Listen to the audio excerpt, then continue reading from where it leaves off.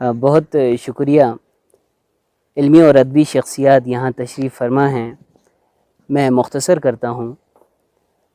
کہا جاتا ہے کہ عظیم شخصیات پر عظیم شخصیات ہی قلم اٹھاتی ہیں.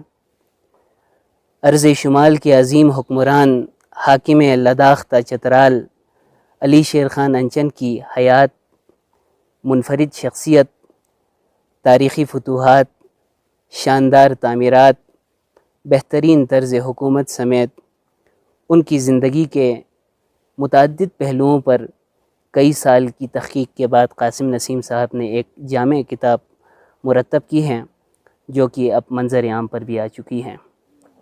تو یقیناً سر آپ اس شاندار کامیابی پر ہدیہ تبریک کے مستحق ہیں.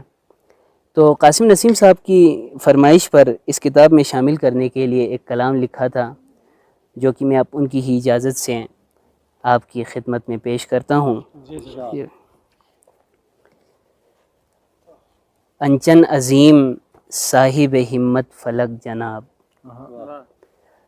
انچن عظیم صاحب ہمت فلک جناب، انچن سکوت دہر میں ایک شور انقلاب، انچن سپہر عزم و شجاعت کا آفتاب، انچن وہ بادشاہ جو ہر مت میں کامیاب.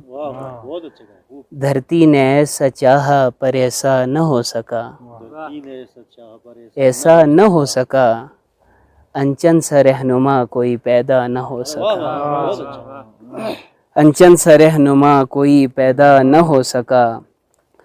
روشن نصیب اس کا تھا ہر شام ہر سویر، انچن کی کوئی رات نہ تھی جس میں ہو اندھیر. یلغار جو بھی کرتا تھا اس کی نہیں تھی خیر، چترال تا لداخ پہ فاتح رہا وہ شیر.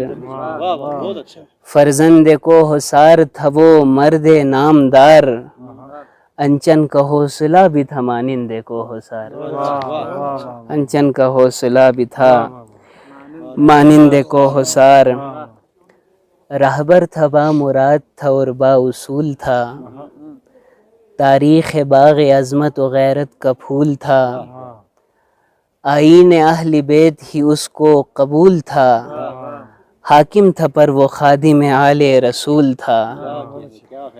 میدان میں وہ اترتا تھا اس میں علی لیے، آتا نہ تھا عدو کی بنا زندگی لیے،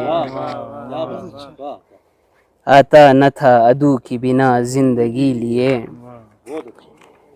اس کی نظر میں سارے برابر تھے خاص و عام، ہر ایک قیام اس کا رہا خاطر عوام.